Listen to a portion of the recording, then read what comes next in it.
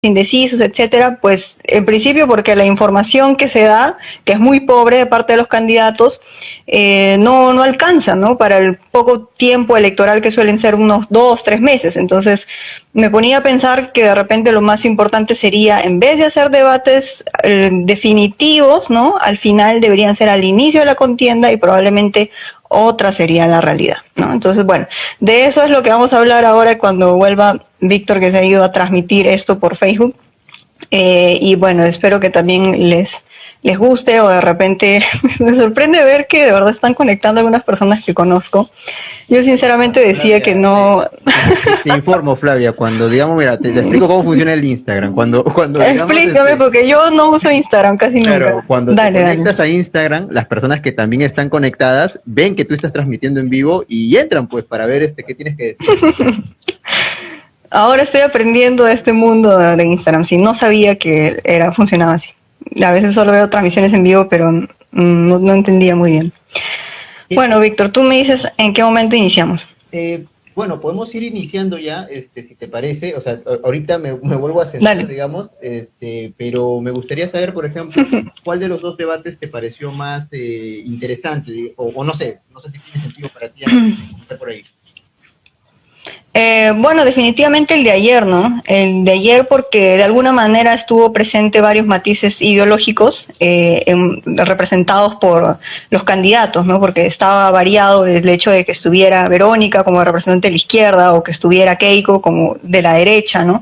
Bengolea, también Forsyth un poco con este aire de ser de centro. Entonces yo creo que sí tenía un poco más de variedad que lo que se ha podido ver hoy, que me parece que ha sido algo más de unos cuantos personajes que se han podido lucir. Así que yo sugeriría empezar por el de ayer, que me pareció todavía algo que todavía se comenta, de hecho, hasta ahora, ¿no? Porque ha marcado más que el debate de hoy. ¿Tú qué piensas? Sí, de hecho, antes, por si acaso te he mandado por el WhatsApp el enlace de la transmisión para que la compartas. Ah, ok. Ya, bacán. Bueno, si gustas, ¿no? También. Aquí voy a entrar paralelamente desde mi lap. Para que otras personas también tengan el honor, ¿no? De Eso de la vi. Ya, ok, ya. No te preocupes. Ya, entonces, decía para arrancar con el análisis del primer debate que fue ayer. Sí, me parece bien. Sí, de todas maneras, creo que fue más importante como para definir a los perfiles que van a ir posicionándose mejor. Yo creo que le fue muy bien a Verónica Mendoza, lo está haciendo muy bien en realidad, en general. De repente hay algunos que han analizado que no contaba o que subestimó de repente a Bengolea, ¿no? Entonces que de repente de acuerdo. Se preparó, digamos, para Lescano. En el primer debate contra Lescano quedaba claro que, digamos, iba por él y, digamos, salió muy bien, digamos, debatiendo con él y demostrando dentro de la narrativa que ella quiere compartir, que ella es la opción de la lucha contra la corrupción, del cambio, ¿no? Y la que va a representar, digamos, al pueblo peruano o, ¿no? A las personas que son desfavorecidas en el Perú, ¿no? Entonces, que es el discurso, es la narrativa que ha construido Lescano, ¿no? Entonces, fue a peleársela a Lescano en el debate pasado, creo que lo hizo bien. En este caso, también lo ha hecho bien, pero me parece que no tenía algo preparado como para enfrentarse a Bengolea ahí, ¿no? Tampoco es que, digamos, haya quedado mal, yo creo que igual ganó el debate, pero sí se lo notó un poco en aprietos, creo, ¿no? No sé qué piensas. Claro, lo que pasa es que también ahí hay que analizar algunas cosas. O sea, las personas a veces suelen emitir un comentario en base a las propuestas y todo está bien, ¿no? Pero también han habido aquellos que han juzgado más la performance de los candidatos, ¿no? En este caso, por ejemplo, quienes se han impostado mucho mejor frente al escenario, quienes han manejado mejor incluso la crítica o la repregunta. Y en ese sentido, por ejemplo, aunque parezca mentira, entre, por ejemplo, dos ex candidatas como Verónica y Keiko, que tienen experiencia, valga la redundancia. El caso de Keiko es un poco más interesante porque ella actúa bien serena, ¿no? O sea, no se deja así nada más amilanar, no pisa el palito. O sea, en términos de performance ha podido, digamos, también sobrellevar el debate con holgura, no le ha afectado. En cambio a Verónica yo sí creo que le han hecho pisar el palito, precisamente por, ¿cómo se llama Bengolea, pues, ¿no?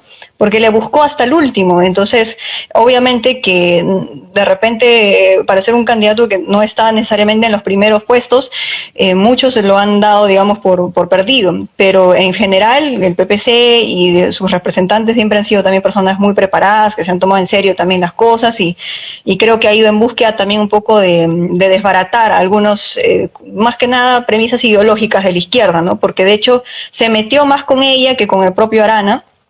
Y eso también es interesante ver porque yo sí siento que ahí ha habido un acuerdo de no transgresión entre Arana y Verónica, ¿no? Para que ahí nomás estén cuidándose las espaldas un poco. Claro, pero lo que en ese aspecto lo que llama la atención es que era predecible, o sea, que Bengolea iba a hacer eso. O sea, por eso que cuando hablo de la subestimación, es que, o sea, Verónica tenía claro que, digamos, iba a haber un ataque de parte de Keiko y estuvo preparada en el debate anterior. Estaba preparada, digamos, para un debate, o sea, que le iba a hacer Lescano, pero en este caso, o sea, Bengolea ha estado, digamos, siempre con una postura anti-izquierda, ¿no? Sí.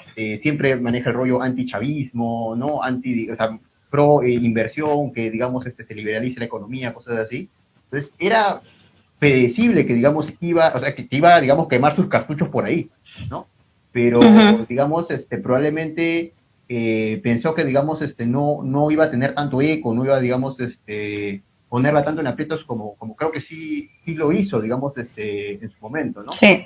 Sobre todo respecto, cuando le pregunta el tema del financiamiento, ¿no? Cuando le insiste por ese lado, ¿no? Pero ¿cómo se va a financiar? Y cuando va dejando estas corrientes de opinión, porque las deja suavecito Bengolea, pero, digamos, si se quiere tener un Estado planificador y si se quiere, digamos, empezar a tener más control de la economía, que es lo que quiere la izquierda, no va a alcanzar el presupuesto, ¿no? Digamos, al final se va a desbaratar la economía. Entonces, como que le iba dejando así chiquitas, porque no es que era un ataque directo, no le decía, tú eres chavista, no le decía esto, pero le dejaba algo, ¿no? Le dejaba chiquitas y Verónica como que tenía ya, digamos, algo como que planteado y no le respondía a esas chiquitas que le fue dejando Bengolea, ¿no? Y creo que ahora, hoy día alguien me dijo algo bastante interesante también sobre el estilo un poco de Verónica, porque, o sea, el formato que ella tuvo cuando debatió en el debate definitivo, ¿no? Que estaba Lescano, el solo hecho de que ella se presentara con una indignación, digamos así, clara, alzando la voz, etcétera, le podía, digamos, complementar perfectamente toda la posición y lo que ella representa, ¿no? Porque tenía, digamos, a los opositores más grandes ahí, a los que estaban punteros en las encuestas, pero el haber repetido ese mismo estilo casi confrontacional puede darle ciertos vicios de radicalidad, ¿no? Incluso cuando no pueda estar proponiendo eso, o sea, no sean sus palabras, ¿no? Pero la forma en que ella actúa frente a los demás, porque valgan verdad, los demás han estado tranquilos, o sea, no es que nadie haya estado alzando la voz, etcétera, puede percibirse así, y creo que eso también de alguna forma podría ella misma desacreditarla, ¿no? Porque hasta el propio Marco Arana se veía más tranquilo que ella. Entonces, bueno, no sé ahí cómo la habrán asesorado, pero me parece que ahí ha debido en todo caso cambiar un poco la técnica, no repetirla, ¿no? Entonces, digamos como que las figuras que más se destacaron de todas maneras fueron Bengolea y Mendoza en el primer debate. Claro, y sí, porque como ya lo dije, o sea, pienso que la performance, o sea, el manejo mejor de cómo se imposta y puede responder, incluso lo ha hecho más Keiko que la propia Verónica, pero por ejemplo, en el caso de Forsyth, que realmente estaba empezando bien, ¿no? Porque un poco como que ya se había marcado diferencia de lo que representan los demás candidatos, porque de alguna manera él, con lo que él, digamos, está postulando, viene a presentarse como el outsider, ¿no? Frente a todos los demás que ya han sido políticos, pero muy Monse, pues no le funcionó el chiste que quiso hacer y se la devolvieron y no respondió. Y yo creo que esto sí le va a afectar, ¿eh? Porque justo estaba viendo hoy día que las encuestas que las últimas que aparecieron, ¿no? Sobre los candidatos presidenciales, en la parte más detallada se veía quiénes eran, digamos, o sea, cuántos de ellos tenían un voto duro y cuántos de ellos todavía tenían un voto que puede cambiar, ¿no? Y la gran mayoría, o sea, tiene más de 20, 30% de sus propios aparentemente votos que la gente todavía está reconsiderándolo, ¿no? O sea, nadie está fijo, eso es lo real en este momento. La única que tenía un voto duro alto era Keiko, ¿no? Porque ya siempre ha tenido su voto leal. Pero entonces, este tipo de debates, como decía al inicio, yo creo que sí ayudan a la gente a cambiar su voto por hasta la última cosa mal dicha, una mala expresión, ¿no? Una patinada total, puede cambiar el panorama. Claro, yo creo que los debates sirven para las personas que son indecisas, que no han decidido voto, pueden ver un liderazgo en la persona que tiene mejor performance. Que ya es un problema, digamos, aparte, el hecho de que la gente normalmente no vota por propuestas, no vota por qué tan viable, digamos, es lo que plantea una persona, ni por la trayectoria, eso no tiene tanto peso. Lo que importa es lo que tú puedes transmitir a un nivel hasta más emocional de, oye, esta persona me inspira confianza, ¿no? Me inspira confianza de distintas formas, ¿no? Confianza porque me parece una persona pacífica o para otras personas, por todo lo contrario, me inspira confianza porque lo veo muy agresivo o agresiva y creo que con eso va a acabar con la delincuencia, ¿no? Porque no le va a tener miedo a la corrupción, ni a Odebrecht, ni a los choros, etcétera, ¿no? Entonces, por un lado, creo que para la gente indecisa sí, digamos, sirve, pero también sirve, me parece, para las personas que tienen un candidato, pero no están seguros de su candidato, ¿no? Entonces, por ejemplo, me parece, bueno, no pasemos todavía al de hoy, pero las personas que estaban por Hernando de Soto, yo creo que con el debate ya creo que se va a tambalear bastante. Dudo mucho, ¿no? Hay que tener dignidad también, ¿no? Sí, o sea, no se puede avalar eso.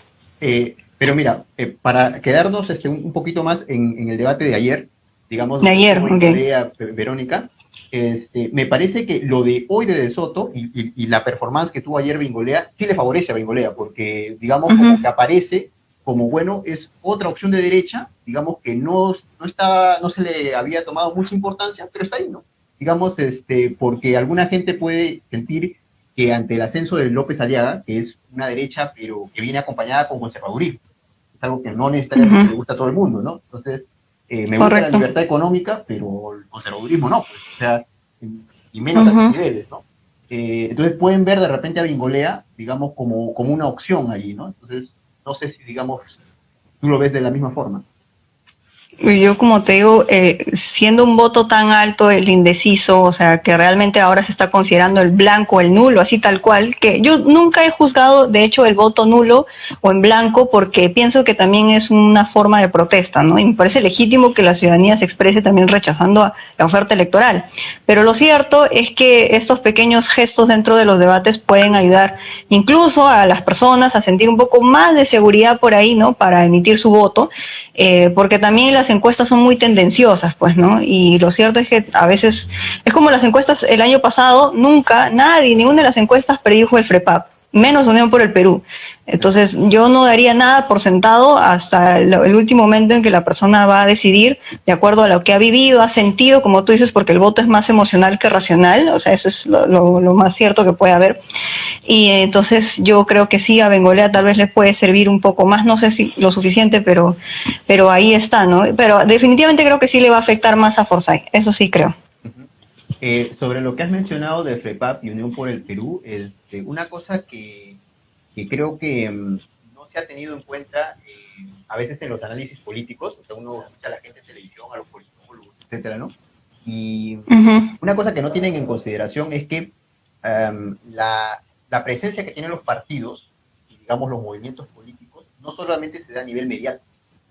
El hecho de que algo no aparezca en televisión o no aparezca en redes no quiere decir que no tenga presencia territorial, ¿no? Y yo creo que el caso más claro es bueno, no solamente el de FREPAP, yo creo que de Unión por el Perú también. Hay otro. Entonces, cuando una persona sí tiene más contacto, digamos, dentro de los propios barrios, dentro de la actividad política barrial, yo creo que sí se da cuenta, oye, ¿sabes que acá hay otros actores políticos que, bueno, no salen pues en prensa, pero que tienen una presencia fuerte, digamos, en la malla pues social, ¿no? En el caso tanto de los dos, ¿no? Como FREPAP como Unión por el Perú, Se trata, por ejemplo, de personas, o sea, digamos, militantes de su organización, que están totalmente convencidas de la ideología que tiene, digamos, su organización. No son personas que vienen y te dan un volante y ya, sino que son personas que te pueden argumentar Sí. tranquilamente Tienen identidad. Exacto, Ujú. exacto. Te pueden argumentar media hora porque, digamos, tu propuesta es la correcta, digamos, ¿no? Son pequeños ideólogos que, digamos, pueden difundir, digamos, la ideología de su partido, ¿no? Y pueden convencer de esa forma, ¿no? Entonces, me parece que ese es un aspecto que, por ejemplo, no se ve, ¿no? Y que quizá me parece que algunos partidos que no han tenido en consideración esto, de repente también tengan malos resultados, ¿no? Puede ser el caso del propio PPC, ¿no? Que no sé hasta qué punto tenga presencia Sí, territorial. o sea, por ejemplo, es que también hay que hacerles saber a las personas que muchos piensan que el candidato presidencial define todo, ¿no? Y porque usualmente pues se les da tribuna en los debates y porque son el rostro más visible, pero si es así, entonces ¿cómo se explicaría pues que precisamente el FREPAP sin candidato presidencial esté liderando la intención de voto al Congreso, o que incluso PPK cuando ganara, ¿no? A pesar de que la gente celebrara y todo, tuviera una bancada minoritaria en el Congreso, ¿no? Entonces, algo que a veces no se da cuenta de las personas es que no se deben confiar al momento de votar por presidente, ¿no? Diciendo que, sí, seguro ya va a poder gobernar porque arrastra el Congreso. No funcionan las cosas así. O sea, si los partidos realmente han hecho su trabajo de hormiga en la sociedad a nivel territorial, como tú dices, eso les puede asegurar tranquilamente estar presentes en el Congreso y repetir prácticamente la historia que ya sabemos, ¿no? Que no haya estabilidad o gobernabilidad. Me parece que en el caso de algunos partidos, o sea, los partidos más tradicionales, o sea, incluso el propio Fujimorismo, al que se le ha criticado mucho, bueno, puede ser con cierta razón de haber, digamos, llevado la crisis al sistema tradicional de partidos políticos, Claro. pero al menos en la forma de fuerza popular, ya de Keiko Fujimori, sí tiene una presencia territorial antes más fuerte incluso, ¿no? Entonces, yo creo que como tú dices, la idea de un partido que digamos, va a ganar solamente por la figura del presidente o de la presidenta, no funciona. Y en ese sentido, no es exacta, así es. Te invito a que podamos reflexionar sobre el caso de Acción Popular. El hecho de que Johnny Lescano esté, digamos, encabezando las encuestas, hay varios aspectos a tener en consideración allí, pero yo creo que una cosa que no se ha tenido, o no lo he escuchado muchos análisis, es la presencia territorial que tiene Acción Popular. O sea, Acción Popular es un partido que cuenta con alcaldes, cuenta con autoridades regionales, sin ir muy lejos, Mesías Guevara, digamos que más o menos está dentro de la propia facción del Lescano, o al menos están de acuerdo en oposición a Merino, es una figura importantísima a nivel regional, ¿no? Una persona que tiene bastante legitimidad a nivel regional. Entonces, no es que, o sea, alguna gente dice, no, Lescano tiene un discurso que conecta con la gente, sí. Lescano es un político experimentado, sabe cómo conectar con el público, no por nada ha ganado varias veces, digamos, para ser congresista, pero además el Partido Acción Popular tiene una presencia territorial importante que yo no escucho ese análisis, ¿no? No sé si, digamos, allí eso no lo conocen, digamos, a veces los analistas, o cómo lo ves, ¿no? Claro, lo que pasa es que en general para cualquier tipo de análisis político hay que desapasionarse un poco para asumir realmente la realidad cómo se presenta, ¿no? Y definitivamente en el caso de Acción Popular, por más que sea un partido súper antiguo y todo lo que quieran, y obviamente que hay críticas principalmente al candidato en este momento, lo cierto es que es funcional porque realmente, como tú dices, han tenido trabajos de base, pero al mismo tiempo porque el partido mismo, a pesar de esas diferencias que tiene y que son visibles y que obviamente son bochornosas, creo que hasta hace poco Anaí de Cárdenas le sacó un video un poco para explicar, ¿no? A nivel fragmentado, no sé si lo viste, cómo representan las diversas personalidades que tiene Acción Popular, pero a pesar de toda esa crítica, ellos a la hora de la... ¿Lo viste? Ya, bacán. A la hora se van a presentar unidos y que por eso precisamente en las internas de Acción Popular renunciaron los otros candidatos y le dejaron el pase libre al Lescano, porque obviamente como políticos son pragmáticos y ellos sabían en ese momento que el Lescano era la única posibilidad porque salían de la situación de Merino, que representa esa Acción Popular que en la vida iba a ganar algo. Entonces Raúl Díaz Canseco, ¿no? Barnechea, poco a poco ya fueron cediendo y le dejaron el pase a él, pero obviamente no es gratis porque internamente se van a negociar un montón de cosas, o sea, ya ahí eso va a terminar en, si es que termina siendo gobierno, van a pedir ministerios, políticas, etcétera, y eso es lo que no da confianza a la gente porque no va a durar. Pero para efectos prácticos de cómo sobreviven electoralmente, hay que reconocerle que saben hacerlo. Ese es el punto. Claro. Por eso avanzan.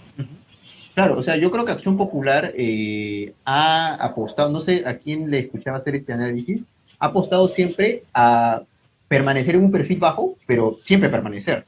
O sea, no es que digamos, o sea, incluso con una bancada pequeñita, siempre está ahí, ¿no? Y además siempre participa con alcaldes, siempre participa con autoridades regionales. Entonces, este es un partido que, un poco, bueno, salvando las diferencias, un poco como el FREPAC en el sentido de que uno no nota su presencia, pero está haciendo su labor partidaria, su labor territorial, ¿no?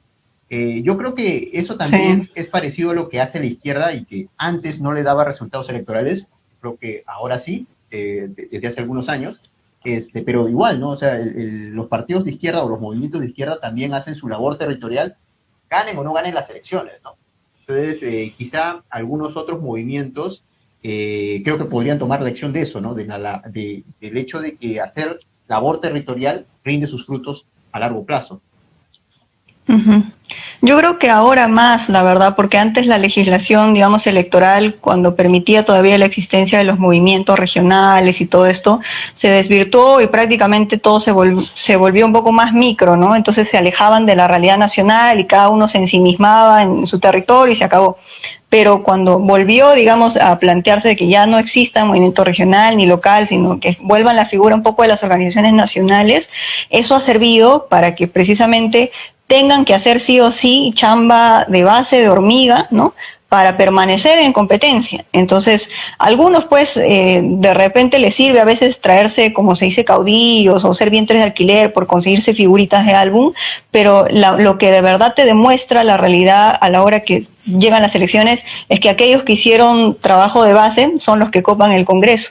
Y luego no tenemos por qué andar sorprendiéndonos de por qué llegaron, ¿no? O sea, eso es lo que te demuestra el fruto del trabajo también, ¿no? Es una lección también para los otros partidos.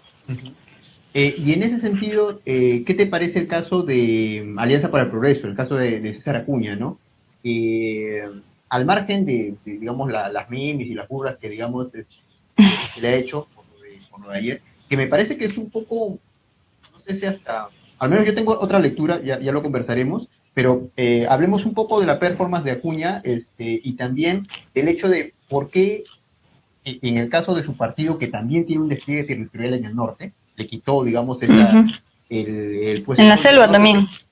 Sí, pero yo mencionaba lo del norte por el tema de que le quitó ese bastión a Lapra. No, o sea, Claro, sí, lo desplazó totalmente, sí. Exacto, ¿no? Y siempre, digamos, se vanagloriaba, digamos, tanto Acuña como otras figuras de Acción Popular se vanagloriaban de que, bueno, nosotros hemos desplazado a Lapra y el Lapra es lo peor, esto es lo otro, ¿no? Entonces, ¿por qué, digamos, un partido que también tiene experiencia desplegándose territorialmente como el de Alianza para el Progreso no le está yendo tan bien, digamos, a nivel de intención de voto, y de hecho le está yendo peor que Acción Popular? O sea, pareciera que, digamos, ellos que trataron de pasar más viola, digamos, ¿no? En el tema de la vacancia, ¿no? De Vizcarra, están recibiendo más, digamos, efectos negativos que el propio Acción Popular. ¿Cómo lo ves allí? ¿Sabes por qué es eso? Principalmente por algo que tú dijiste al inicio.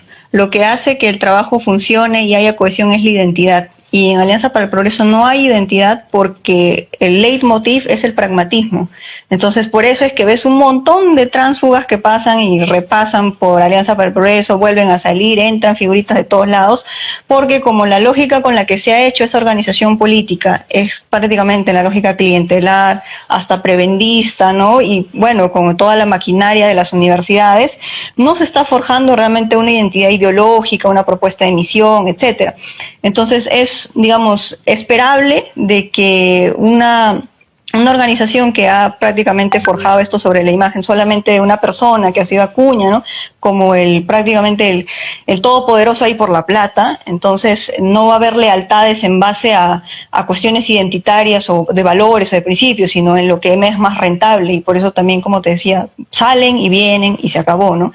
Y ahora lo que les está pasando factura, como tú dices, es lo que les pasó con el tema de la vacancia, porque incluso se vio como un buen grupo de militantes jóvenes, ¿no? Hicieron realmente una manifestación allá en el norte para renunciar así de forma masiva, pues, ¿no? Entonces, tal vez por los que algunos tuvieron cierta expectativa, esperanza, porque, valgan verdades, sí, el tema de las universidades les permitió tener bases también a nivel de jóvenes, pero eso tiene un techo muy corto. Y yo creo que ya está un poco llegándole y pasándole factura a eso a Alianza para el Progreso. Claro, yo creo que además leía a alguien que hacía el análisis de que a la diferencia entre Acción Popular y Alianza para el Progreso es que Alianza para el Progreso se percibe como el partido cuyo dueño es Acuña. Entonces, si tú correcto, la figura dueño. De Acuña, exacto, dueño, tal cual. Entonces, si tú Ni siquiera líder, presidente, no, dueño. Exacto, ¿no? Entonces, si es que tú atacas esa figura, se cae todo el partido porque el partido es simplemente una propiedad que ¿no? A diferencia de Acción Popular, que yo creo que Acción Popular sí ha, digamos, movido el tema de, bueno, Merino sí, pues es un problema, etcétera, ¿no? Tocho, etcétera, pero Lescano es otra cosa. Y Lescano lo ha defendido así abiertamente, que yo soy otra cosa, yo voy a gobernar con otros, etcétera, al margen de que yo creo que lo más probable es lo que tú has dicho, ¿no? Que al final van a tener que juntarse porque ya pues que no bromee Lescano, o sea, digamos, ellos son parte de la dirección del partido, digamos, no va a poder tomar decisiones si no es, digamos, con digamos, los líderes importantes de Acción Popular. Además, teniendo en cuenta que dentro de la lista de la bancada de Acción Popular ya hay, digamos, varias personas que representan pues al sector de Litocho, al sector de Merino, etcétera, varios que dicen que lo de Merino no fue un golpe de Estado y que, digamos, debería defenderse a Merino y que no están de acuerdo con Lescano. Entonces, ya desde allí se ve que, digamos, no hay, no se va a cumplir lo que dice, digamos, no, definitivamente. Pero la diferencia con Acuña es que en el caso, pues lo que decía, ¿no? En Alianza para el Progreso cae Acuña, cae todo. En el caso de Acción Popular, al tener varios liderazgos, como que pueden, pues, como estas películas donde tú tienes un enemigo que es como una especie de monstruo, ¿no? Que le tratas de cortar un lado, pero su corazón está en otro lado, ¿no? Entonces como que lo puede ir desplazando por su cuerpo y nunca lo terminas de atacar. Claro, y ojo que no solamente es César Acuña, es la familia Acuña, porque precisamente como ven el partido de una forma de empresa, entonces muy probablemente ahí el sucesor va a ser el hijo, Richard Acuña, creo, no me acuerdo cómo se llama. Entonces yo creo que sí, ahí digamos, no hay una posibilidad de recambio institucional como lo verías en otro partido, ¿no? Tipo elecciones internas transparentes y limpias, etcétera. ¿Cómo vas, Víctor? Bien. Lo que pasa es que me he ido para acá Lo que pasa es que tengo que fijar... Has dejado el fondo de López Aliaga, has puesto ese color ahí de ideología de género. Bueno, de la contra, supuestamente de los opositores, no se supone que son ellos, según ellos, ¿no? A la ideología de género no dicen. Pero, ¿irá mañana? ¿Tú crees que vaya mañana? ¿Qué dicen las casas de apuestas? Complicado, ¿no?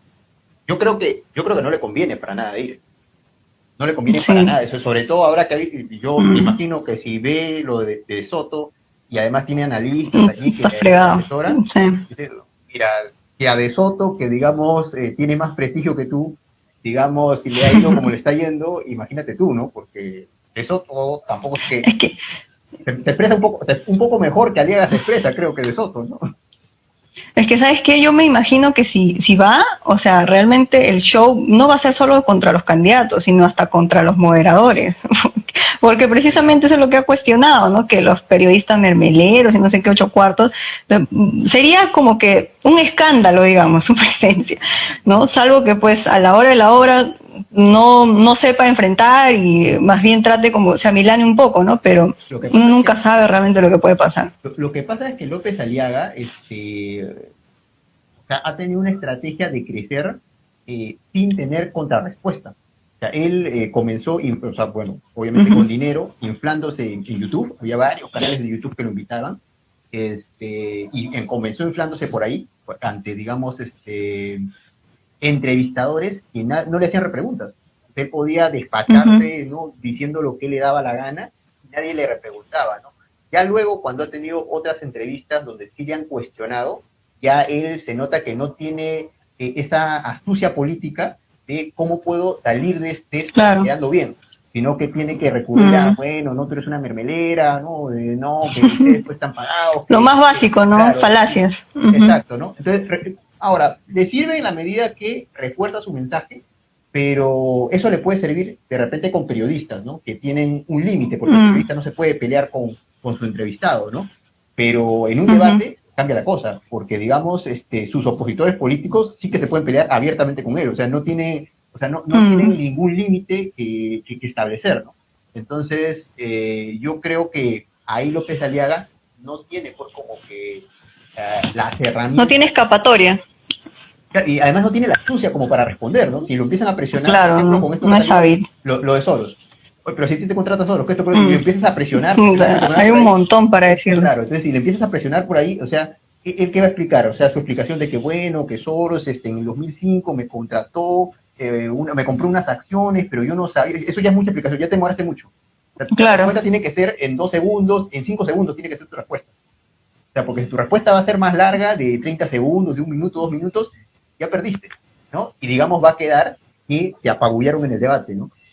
Ahora, sin embargo, sí puede haber, digamos, un costo político si él no va, porque definitivamente va a quedar como una persona que tampoco está preparada, ¿no? Que es un poco lo que él ha vendido, ¿no? Que él es un empresario que sabe cómo gobernar el Perú, a diferencia de estos políticos tradicionales. pero no es suficiente, digamos, porque, a ver, en principio el distintivo que él lleva frente a los demás candidatos es que él es el candidato pro vida, ¿no?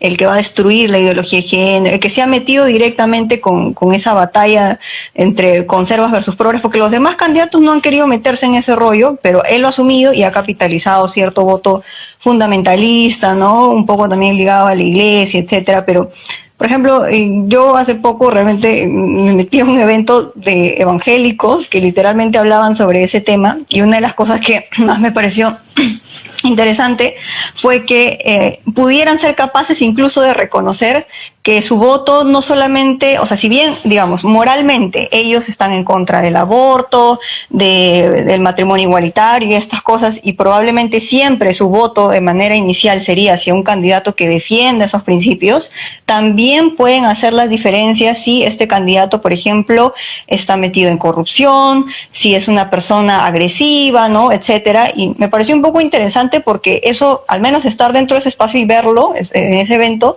me demostró que realmente el voto de López Aliaga no es tan seguro como aparentemente se muestra y que precisamente la forma en que se ha demostrado que ha tenido que deslindar ha sido con su vicepresidenta, ¿no? Cuando dijo todas estas barrabasadas, porque él sabe muy bien que eso no le hace ganar, porque no se trata solamente de caer en el discurso de que nos vamos a poner ante los caviares y la agenda globalista y huevadas así, digamos, Ya, sino que además de eso se necesitan realmente ya no voy a tener poder, consistencia y solidez. perdón, ya no voy a poder no, monetizar, digamos, la transmisión, ¿verdad? ya, Ok.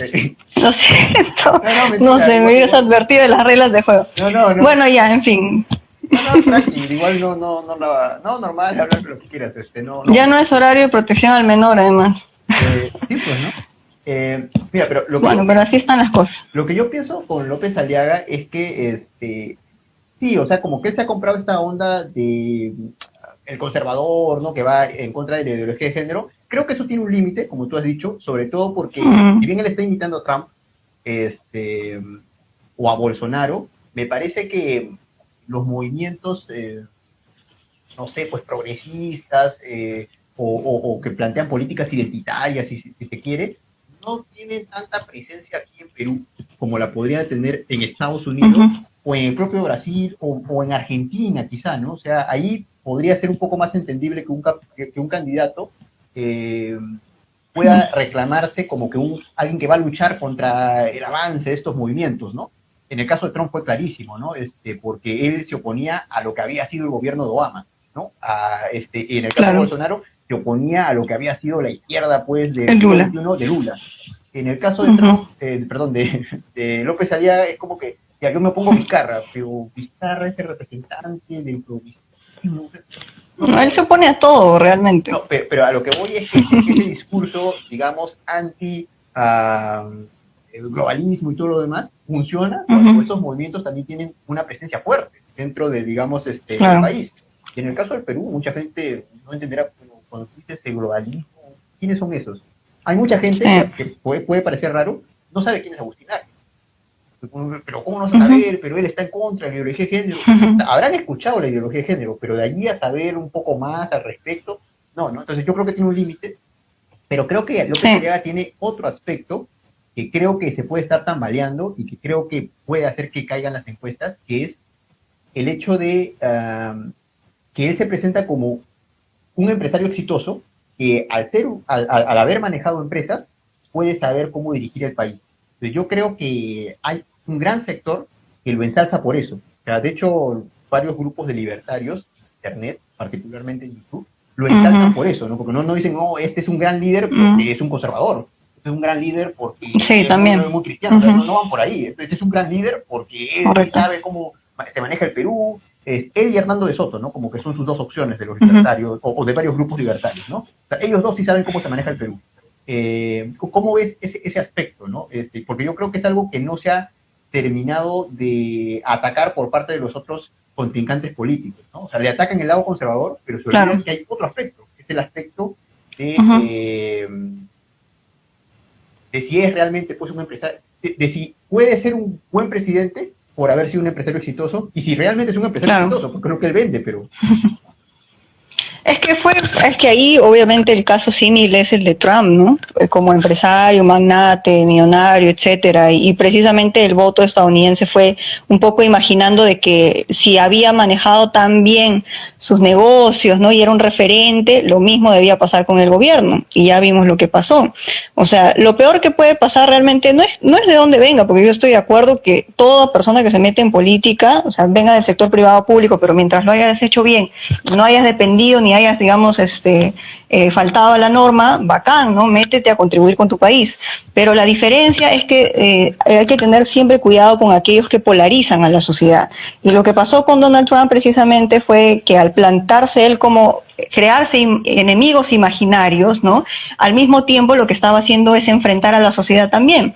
Entonces, ¿cuál ha sido el resultado de eso? Uno, no aceptar la derrota cuando perdió en democracia, y dos, haber dejado una población pues absolutamente abierta a favor hasta del racismo, ¿no? Entonces, esas cosas son las que realmente preocupan cuando un candidato presidencial lo lleva, lo normaliza, ¿no? Y hace eco de eso como si no pasara nada, y es por eso que también no se puede calificar solamente una persona por si ha tenido éxito o no frente a los negocios o a su empresa, sino también a cómo se está comportando, porque la actitud representa más, ¿no? Claro. Como ahora lo está haciendo con la prensa también, ¿no? Que se está mandando con todo, etcétera. Claro. Además, tener en cuenta allí, y eso que, mira, particularmente yo sí soy una persona que sí me parece que la política tiene que volverse más eficiente, ¿no? O sea, la forma de hacer política, o sea, desideologizarse, tiene que desideologizarse y, digamos, volverse un poco más basada en el estudio de la evidencia, ¿no? O sea, política basada en evidencia. Correcto. Yo estoy de acuerdo con eso, pero no hay que olvidar que la política no es, o sea, no puede funcionar como funciona una empresa. Yo ponía este ejemplo concreto, por ejemplo, en la cuestión del paro agrario. Alguien como López Aliaga, ¿qué haría ahí? Porque eso no es una empresa. En una empresa tuya, ¿sabes qué? Tal cosa no funciona, no genera productividad, la eliminas, ¿no? La eliminas y la reemplazo por otra cosa que sí genera productividad. O si un trabajador no funciona, bueno, lo despido, contrato a otro que funcione mejor. Y cuando se trata de personas que tienen un reclamo concreto, que puede ser que no estén de acuerdo contigo y puede ser que de repente tomen medidas que son... que rompen, digamos, el marco normativo, el marco legal, ¿no? Como son la toma de carreteras, etcétera, ya. Justamente gobernar, hacer política, se trata justamente de ver cómo afrontas esos conflictos de intereses. Y ahí, por lo que hemos visto de López Aliaga, ¿qué podría hacer él, no? O sea, él va a ser una persona dialogante que va, ¿no?, entender a todas las partes del conflicto. Por supuesto que no. Yo creo que da un poco de miedo lo que puede hacer ahí, ¿no? O sea... pero mira, antes de que se nos acabe el tiempo, porque sé que, mira, como estás como Hernando, ya tienes otra entrevista, ya... Lo siento. No, es que no esperaba, de verdad, pero bueno, ya. Tranqui, no, igual también mi idea es que no duren tanto las transmisiones. El debate, el debate de hoy, porque ya analizamos un poco lo de López Aliaga, veremos si es que se conecta o si es que asiste. El debate de hoy, resumiendo, ¿qué te pareció? Bueno, ha sido la oportunidad más de Ollanta, ¿no? Porque Ollanta no estaba figurando en las encuestas, pero prácticamente ha tenido tranquilo el escenario, porque él ha dicho todo, en nuestro gobierno hemos hecho bla, bla, bla, bla, bla. Entonces, un poco como decía, desde la experiencia les hablo a la gente, pues, ¿no? Y es que también él sí aprovechó y directamente le plantó cara de Soto. Los demás candidatos como que ahí un poco que lo dejaron en visto, como se dice, pero Ollanta fue un poco más astuto frente a eso y lo desenmascaró, y yo creo que también eso es lo que va a hacer que un poco los votantes que por ahí pensaban en De Soto vayan a considerarlo realmente, porque ha sido espantoso que haya tenido que citar a Abimael Guzmán, plantear una serie de comentarios fuera de lugar, o sea, sorprende, ¿no? Y que pues no esté demostrando tampoco, como se dice, profesionalismo, porque no es cualquier cosa, pues presentar un plan de gobierno de 2 hojas sin tener mayor criterio, eso le va a pesar al final, yo creo que sí. Claro, yo pienso que claro, comparto la opinión que tú tienes.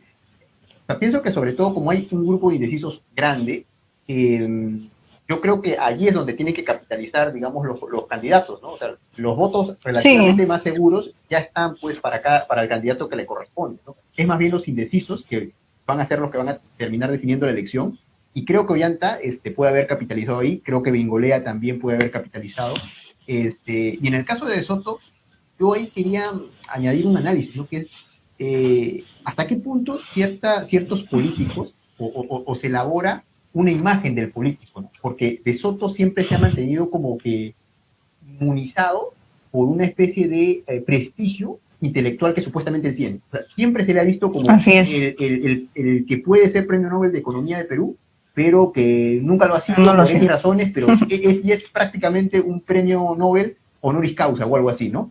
Y es la persona que más sabe de economía y el más genio del Perú, etcétera, ¿no? Y siempre lo han ensalzado de esa forma, ¿no?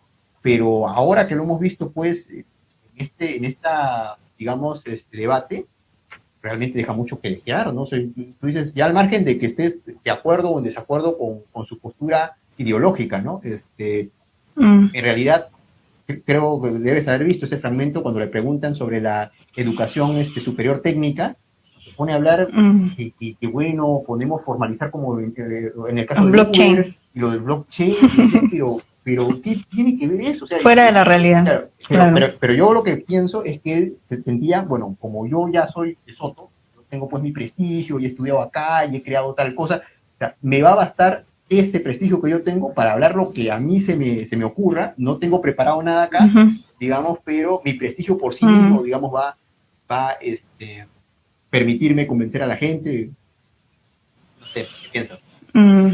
Yo creo que ese tipo de ensalzamiento o ese aura intelectual que se generaba más un poco en el siglo pasado, ¿no es cierto? Porque valga en verdad es, cuando hablamos en diferencia de siglos, ¿no? O sea, en el siglo XX en general siempre se ha caracterizado mucho por tener, digamos, una política más absolutista, más vertical, más hay que respetar al ideólogo, etcétera, ¿no? Que hasta se vio en los 90 y con todo un poco la teoría neoliberal que también entró por toda Latinoamérica, ¿no? Entonces lo que él un poco representa.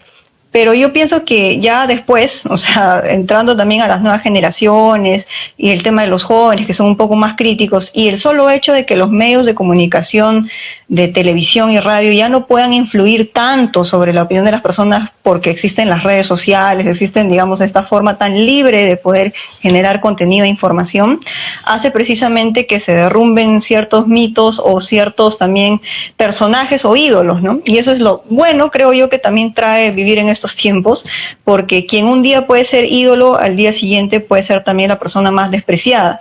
Entonces yo creo que lo que se ha hecho con Hernando de Soto también un poco que viene con ese bagaje aparentemente, ¿no?, intelectual, de ser un referente, una eminencia incuestionable, ¿no? Al final lo que se demuestra es lo que hemos visto todos el día de hoy, y es que de esa debería ser la forma en que juzgáramos a todos los políticos indistintamente de qué títulos traen, etcétera, ¿no? Porque la mejor lección es PPK, lo más rápido de citar, porque obviamente se vendió como el candidato de lujo, y el gobierno, miren qué terminó, o sea, fue un desastre. Entonces yo creo que poco a poco sí vamos a poder acabar con esos paradigmas un poco, yo diría, inútiles, que se presentaron más en años anteriores, con generaciones un poco más, como decía, más verticales, ¿no? Frente a quién hay que hacerle caso y a quién no, ¿no? Hoy por hoy la gente, cuando se moviliza, los políticos tienen que mirar literalmente hacia abajo y prestar atención, porque realmente te mueven todo o te paralizan todo. Esa es la realidad. Flavia, muchas gracias, digamos, por haber estado en esta conversación, en este análisis. Me ha parecido bien chévere, bueno, conversar contigo y también, digamos, los análisis. Espero que les haya gustado a las personas que nos han estado siguiendo. Y nada, digamos, ya estaremos conversando para, de repente, el debate de mañana. Mañana con fe. Sí, pues. Bueno, sí, gracias a ti también. Y la verdad es que esta es la primera vez en mi vida que hago este tipo de cosas de transmisión. Ya aprendí algo, al menos. Y bueno, me ha gustado también poder conversar contigo, así que ya la próxima podré estar un poco más preparada, tal vez.